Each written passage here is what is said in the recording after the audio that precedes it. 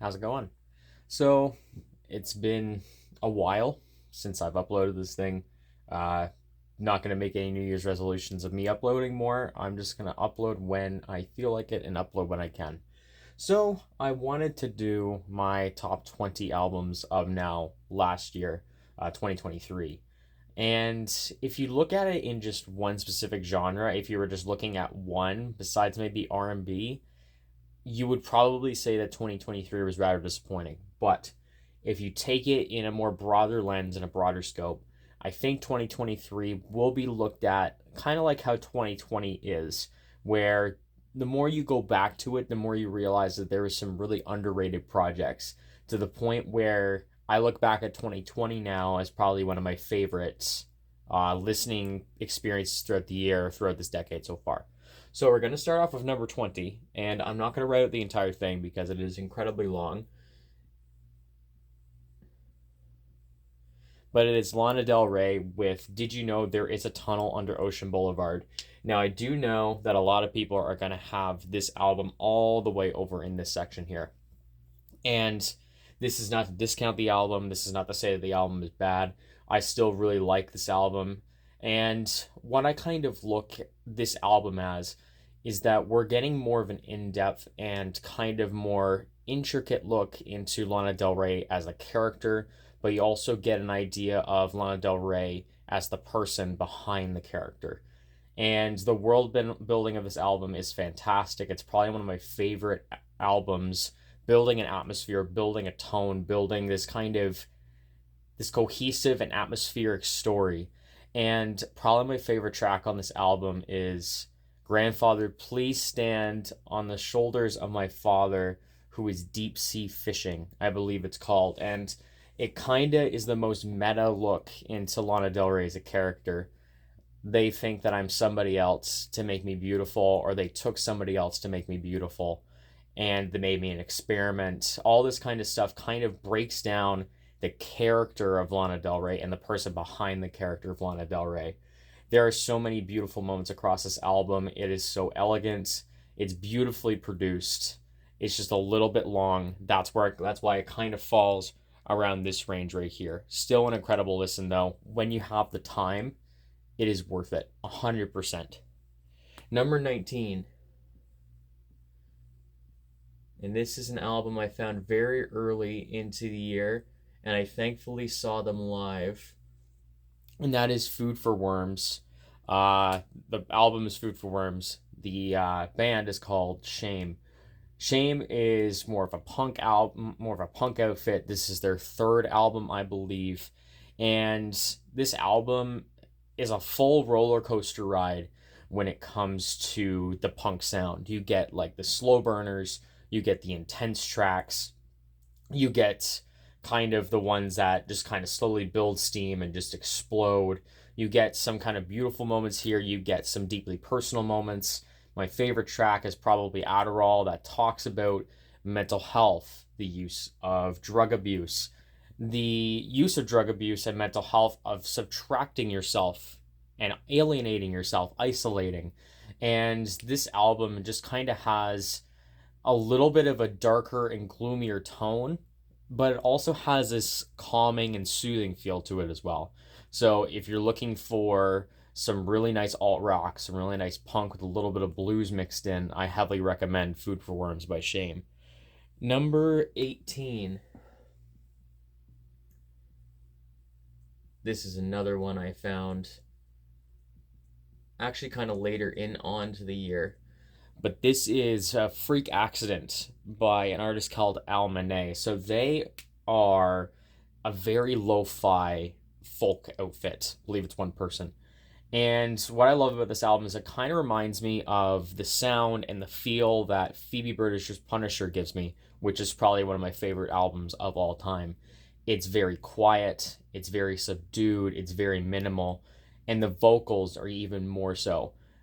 So the instrumentation does stick out, but it makes the vocals sound that much more kind of innocent and faint and delicate and dainty. And it's just a really good like calming and soothing record. If you're looking for something just to cool down with, to decompress, This album I've used quite a bit. It's 30 minutes long. It's rather short, and it just gives you a nice, cool listening experience. My favorite track is probably Beth, just a simple electric guitar, and those very wispy vocals are just a beautiful tone setter in what is a very beautiful sounding and very therapeutic album for myself, especially over the year. Number 17. This is the newest addition to my list. So much so that I found it kind of in the early stages of this year, 2024. So this is The King by Angie Mile. I think it's called, that's what the artist is called, or how you pronounce it. So if I was to give the description of this artist and putting them two together with a couple other artists, I would put Sufjan Stevens in the folk aspect and the more tribal and kind of moodier aesthetics of a Young Fathers, which we will get into another point in the list. If I was going to throw in honorable mentions, Young Fathers would probably be on there. I think it actually is on my list, and I think about it, it is. I haven't looked at this list in a bit. But The King, if you mash those two together, you get a really beautiful sounding album, a more experimental folk album, especially if you're looking for a sampler. The title track is the very first track on this album and has these kind of choral vocals that sound like birds. It's a beautiful start to the album, and then as it kind of concludes the track, it gets a little bit glitchier. It gets a bunch of synths kind of like popping around, like ricocheting all over the place. It is a fantastic ride leading into a very interesting album that I'm going to be diving more into, and I feel like there's more layers to this album the more I listen to it. So Angie Mile with The King, highly recommend it. Number 16.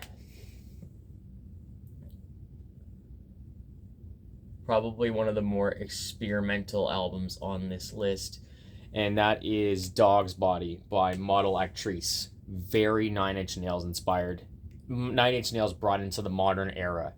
And I did talk about this album at the very beginning of last year, and the description that it gives still stands, where it sounds like a very dingy, disgusting NSFW sounding. It sounds like an A24 film put to audio. It is grimy, it's disgusting, but it's something you can't turn away from. And then there's the added bonus where it is incredibly catchy at some points. Crossing Guard, Mosquito. Probably my favorite track is still Donkey Show, which is the title track, which is the first track on the album. There's just so many parts of this album that kind of throw you in for a loop. It challenges you, but then it brings it back down to earth with some catchy choruses, some catchy melodies. It's just a really weird but a very fulfilling experience. So if you're looking for just an all-around great roller coaster ride of an experience, I would definitely recommend Dog's Body by Model Actrice. Number 15. If you were to tell me a few years ago, put the dots there, that Yeat would be on a top 20 list, not even to mention in the top 15, I would think you're insane. But Yeat did it. Yeat made a pretty cohesive album that is challenging at some points. It sometimes subverts expectations of what you would get from a Yeat record. You got None Ain't Change, you've got Myself as two tracks that are just kind of a little bit more different than Yeat, especially Myself, that has like literal guitars that you would hear something from the 90s, and then you have these orchestral swells and these strings as the last track on the record from a Yeat record of all things. It is a really awesome surprise, and there are moments like that across the entire album. You still get the prototypical Yeat sound. You got Split, Bad Ben, Demon, Heavyweight. You got so many tracks that kind of stay in that lane, but then you have those moments that kind of make this album the most interesting and probably the best Yeat album that we have so far. My favorite track is Now Still. That's probably going to be in my top 10 somewhere. The atmosphere that it builds, the druggy, woozy atmosphere that it creates, the vocals that could sometimes be indiscernible, but it just creates this entrancing atmosphere that I cannot get enough of still. Even this far into 2024, I'm still listening to that song and this album pretty consistently. So, Yeat Afterlife, it's on here. Number 14. I think it's called The Last Daytona. So this is by an artist known as Winston, and I believe they're from Denmark. And found these guys when I was scrolling through Tidal, when I still had Tidal. I still have Tidal for moments like this where Tidal kind of gives you, instead of Spotify where it gives you like 6 or 7 albums that are called recommended for today and you've already listened to them, Tidal gives you 50 or 60 albums to look into, and this is where I found it.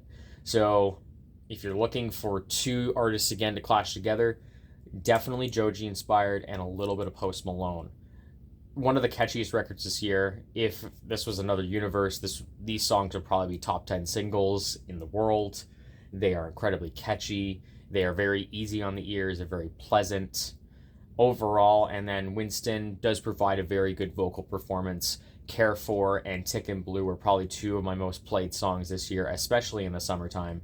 If you're looking for a perfect summertime album, I definitely recommend this. And especially if you're looking for a Joji or kind of a Post Malone fix, The Last Daytona is very good for that.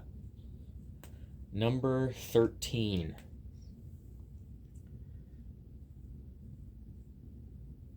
And what can I say about this album and this artist that hasn't been said throughout this year? Probably the MVP of rap this year, and probably one of the biggest comebacks for an artist that we've seen in a little while. Lil Yachty with Let's Start Here, the psychedelic alternative rock kind of shift. A lot of times it doesn't work. I can think of Lil Wayne's Rebirth. I can think of Logic's Supermarket. I can think of Kid Cudi's Speeding Bullet to Heaven, where you take such a drastic shift into a different genre, especially something that you're not familiarized with or something that you're not kind of acquainted with, and it often leads to disaster. But with this one, he found a way, he found the right collaborators, he found the right features, he found the right sound. Everything in this album just works flawlessly. There is some moments where it does feel a tiny bit spotty, and some points where the vocals may not sound the greatest, but the achievement of this album is amazing in itself, but not to mention that the music itself stands up on its own. And it's stand up over this course of this year. Probably my favorite track on this one would probably be The Ride with Tizo Touchdown. The soaring kind of synth or electric guitar that kind of plays through, absolutely beautiful. Tizo brings a great performance across the track, and it leads perfectly into, I believe it's Running Out of Time. And this whole album has just been a great experience, and coming back to it, originally this is all the way down over in this bracket here, but I love re-listening to albums, especially like in the January and February months, because it comes back to here. So number 13 for Let's Start Here. Number 12. And we are talking about Angie Millet. That is another Y. There we go. Heavy Heavy by Young Fathers. So I have been listening to Young Fathers for a few years now. I remember finding them with Cocoa Sugar, which I believe was 2017 or 2018. And while I didn't like the album as a whole at the time, it grew on me quite a bit, and it was very different. It was very alt-pop-ish, R&B, there was some hip-hop thrown in, and this album kind of brings that all up the intensity and creates this sound that is almost tribal and almost like ritualistic in its sound. It's different. It can be quite all over the place. It can be quite explosive. And then it can lead into some beautiful transcendent moments across this whole album. My favorite track probably on here would be I Saw. The kind of tribal drums, the shouty vocals that kind of lead into the chorus that are very the low tone, but they're very just melodically just pleasing to the ears, and it keeps evolving, where the vocals kind of come louder and louder, the drums become loud. It just all coalesces into something that is both very unpredictable, something is very fun, and something that's very satisfying. So, Heavy Heavy by Young Fathers. Incredible listen. Number 11. And this was probably in the very early year, my most anticipated album of 2023 at the time, and that is All Season Gear by Ivan Av. So I found Ivan Av probably about a year ago. I believe, what is it called? Double Goodbyes or something like that. I don't remember what the album in 2020 is called, but that was probably one of my most played albums of last year. And Ivan Av brings the sound of Mac Miller, but maybe a little bit more R&B inspired. He does have a pretty decent voice for R&B, and this whole album, it just feels like kind of like the Freak Accident album, but in hip hop form, where it's very easy on the ears, it's very soothing, it's a very vibey and very comfortable listen. And while Ivan Av may not have the best bars in the world, he is not really the greatest writer of all time. The flows and the atmosphere that it makes, it's just a very easy listening, a very nice album to listen to, especially if you're just listening casually. My favorite track is probably Bread or In the Cut. Bread, especially, that's probably one of my most played tracks of this year. So we finally reached the top 10.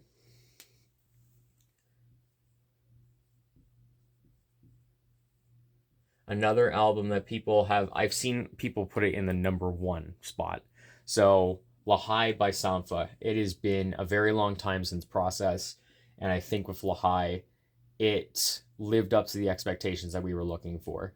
We get Sampha kind of being a little bit more vibrant with the sound, kind of being a little bit more playful, but also kind of playing in the aspects of the John L. Seagull kind of story. You get still the beautiful moments that you get with Sampha, especially the vocal performances. But again, I feel like this album is a little bit more different because it does provide a little bit of the poppier moments, which leads to my favorite track, which is Only. Such a catchy, such an amazing chorus on it. The vocals just kind of just flutter all over the place. It almost sounds like a rap kind of cadence, but it just works all so well. And this whole album is just beautifully crafted. I can see why it took so long to get to this record, and honestly, Sampha now can honestly take as long as he wants, because if we keep getting albums like this every 4 to 5 years, I mean, the quality's there, so I have no worries about Sampha when it comes to the quality of the music. So, number 9, I will just put, maybe I'll just put the name, because this is another album that is a very long name. It's Caroline Polachek, and the album is Desire, I Want to Turn Into You. One of the best pop records, and I have it at number 9 now, but I have a feeling with, as years go on, especially when this decade's kind of reaching its end, I feel like we're going to look at this pop album as one of the best of this decade. It is impeccably crafted. Caroline's vocals are just absolutely gorgeous. They're super dynamic. They can work into so many things, into a breakbeat with Fly to You, with the flamenco sounds of Sunsets. You get the kind of electronic pop of Welcome to My Island. Like, everything just works together perfectly. And like, Caroline just kind of just delivers again, and I don't understand. And I think she's getting more popular now, but I don't see how this album is not charting like crazy numbers, because I think this is some of the catchiest music of this year as well. My favorite track is probably Sunset, as I said. Absolutely gorgeous song. The vocals kind of in the bridge per se, where it's just kind of more operatic and just singing these melodies that are just so heavenly. They're absolutely gorgeous. So Caroline Polachek, Desire, I Want to Turn Into You. Number 8.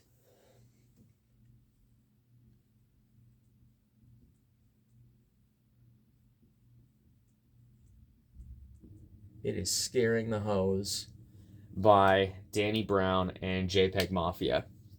Again, another album you could throw probably in this list. Originally, this was all the way down to number 17. This is why you listen to albums before you make a list. Scaring the Hose is probably the one that grew on me the most. I did really like it at first upon listen, but around the time this album released, I had a child, so this was not really my focus at the time. But now that I gave it some time, gave it some worthy listens, it's fantastic. Peggy's probably most violent and most kind of unpredictable production he's ever done. You get Garbage Pail Kids, you get the title track, you get I'm trying to think of it, Fentanyl Tester. There's so many amazing tracks on this album, but probably Garbage Pail Kids and Kingdom Hearts Key is probably my favorite. The mixing is off sometimes. I'm still trying to catch what they're saying, but when I actually sit down and listen, they are really spitting on this album. I cannot say that enough. They are really spitting on this album, and they have such an amazing chemistry together. So I kind of do hope we do get some more out of this.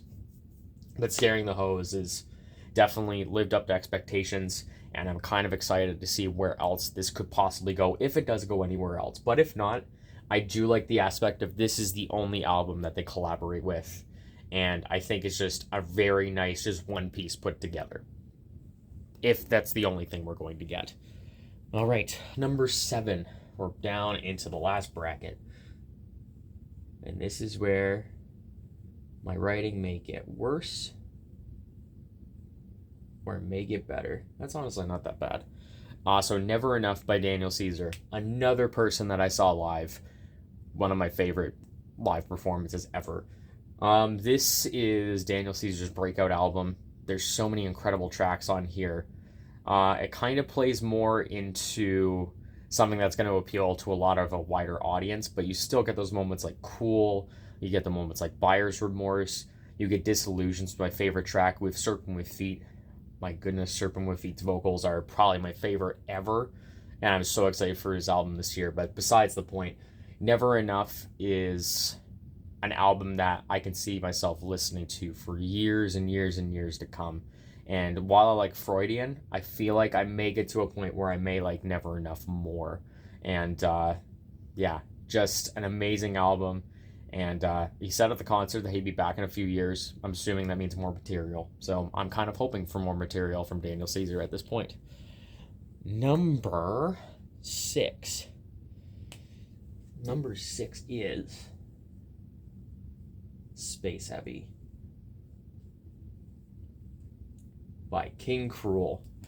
Trying to remember, I think it was Man Alive that was released in 2020, and that's where I first discovered King Cruel. I know a lot of people discover them with the Ooze, but this album is probably the saddest one that King Cruel has made. But this is probably one of the best sounding and mixed albums I have heard this year. You can hear everything. And I love albums that take the extra time to put the emphasis on different instruments, different vocal passages, and to be able to hear every single detail and then able to catch other details upon future listens and upon repeated listens. This album is fantastic for that. And it's just a very somber, a very quiet, a very sad, but also another very satisfying listen. My favorite track on here is probably Seaforth. Just the passage of the guitar, the singing is just beautiful, and the end off kind of like going onto the beach with seagulls and all this kind of stuff. It's just really nice and atmospheric and just kind of like a warm feeling to that song and the whole album in general. So we are down to our top 5.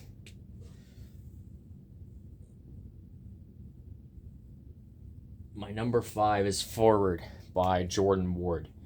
My R&B album of the year? Yes, it is. My R&B album of the year. And what a nice... Almost like it's kind of more of like minimal, per se. It's not kind of extravagant. It's not going to blow you out of the water. But it is such an easy album to throw on. I think Jordan Ward was my number 1 listened to artist this year, or number 2 behind someone that's going to come up later. But my favorite part of this album is that it's an R&B record, but it's a very, like, introspective record. And I know it's his debut album, but I just like the emphasis on family, the emphasis on friendship. It just is a very wholesome listening experience. There is nothing that's going to be, like, incredibly vulgar. Not to say that it's just, like, if you're looking for vulgar music, like, that's up to you. But I kind of just like the change of pace that I have an R&B record that's just very easy to throw on. And it's wholesome sounding. It's like a nice feeling inside when you listen to it. And Jordan Ward seems like a pretty chill guy, and the music follows suits with that. So Forward is a number 5. I love this album. I wish there was a vinyl for it. Number 4. That is the weirdest. Wow, this is one of the worst writing jobs ever. But that's Javelin by Sufjan Stevens. This is a return to form for Sufjan Stevens. And this sounds a lot like the Illinois record from, I believe, 2005 or 2006, where I first discovered Sufjan Stevens.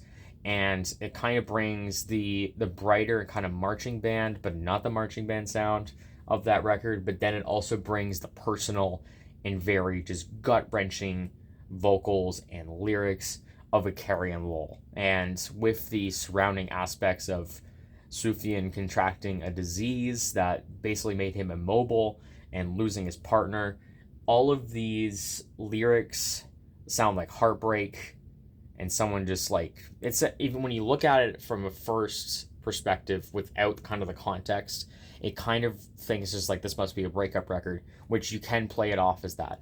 But once you find out the backstory of it, now it's more like, oh, like this is a relationship that is no more, or the relationship has passed on to the point where the partner is not here anymore. And that makes this album that much more gut-wrenching and that much more kind of sad to listen to. But with Sufjan, you always get probably some of the nicest and most beautiful arranged folk music that you can find anywhere. And Javelin is a return to form, like I said. It is a beautiful album, and Sufjan's become one of my favorite artists of all time. I don't know why I can't find vinyls for him, but Javelin is a really beautiful listen. My favorite track, I guess I didn't really talk about my forward favorite track, which would probably be IDC with Junie, and then Javelin would probably be a running start, or Will Anybody Ever Love Me? Will Anybody Ever Love Me is the most gut-wrenching and heartbreaking song probably of this year. We are now at number 3. It was going to show up at some point. Utopia. Lived up to expectation, kind of an understatement. I love that this album is a lot more kind of self-produced. It sounds kind of like a reintroduction to Travis when it comes to the production side. It's kind of going back to the Kanye influence, but it's kind of more sounding more distinctive, where it does sound a lot more like this is Travis's sound now. When you think of Hyena, when you think of Thank God, when you think of Modern Jam, when you think of Telekinesis, when you think of God's Country, all of these songs, like, they are, as like with Astroworld, they're kind of like amusement park rides, and they all carry a different sound, they all carry a different mood, and Travis just finds a way to find a pocket and make them sound absolutely amazing. Telekinesis and I Know are probably my favorite tracks on this. Telekinesis probably is one of the most beautiful songs that Travis has put out. The SZA bridge is absolutely incredible. The super deep bass in the chorus, and with Future's kind of a little bit more laid back vocals and a little bit more kind of to the background, but all of it just works together. It's a great listen, and it was worth the wait. I just hope we don't have to wait another 4 or 5 years to get another album like this. Number 2. Am I going to have to stand up to write this? I don't think so. It is Saved. And this is by Reverend Kristen Michael Hayter, which formerly was Lingua Ignota. And I am a religious person. I don't know if you can see over here, but that's a picture of Jesus. Welcome to the 70s down here, by the way. Changed the set. So, Saved, what I kind of took the sound of it as, if I was to describe it, is you are wandering in the woods all alone in the middle of the night, and you find this tape that's really broken, that's dusty, that has cracks all over it, and you find out it's a religious cult that used to be around the woods area, and it is, to put into a word, guttural, if I was to say. I haven't listened to this album much, and if you're going to give this album a listen, you will understand why I don't listen to this album too much, because it is, if we're talking about world building, this is world building to extreme, and This is Lingua Ignota's, or Christina Michael Hayter's, to put it in the most weirdest way possible, this is maybe her most positive album, but there's so much pain in this record. It's kind of working through the pain of the Lingua Ignota era, which kind of capped off the last album, where, especially with the announcement that she was brutally abused, this is kind of her shedding that Lingua Ignota title and kind of building something on her own that's different. And it's building healing through pain. And a very religious record. It does take on a lot of the sounds of the charismatic Pentecostal movement. There's a lot of like these random cuts of speaking in tongues and these preachers talking. You have these warbled effects all across the record that make it sound like it's an ancient thing that you weren't supposed to find in the woods, but you did. And if you are to give this album a listen, I will warn you, it is quite it's quite hard to listen to sometimes. My favorite track would probably be May This Comfort and Keep You, I think it's called. Definitely not the most like audibly pleasing song, but it probably is one of the better, my favorite songs on this record. It's very good at the world building part, and this was so impactful because I'm a Christian myself, and we have this.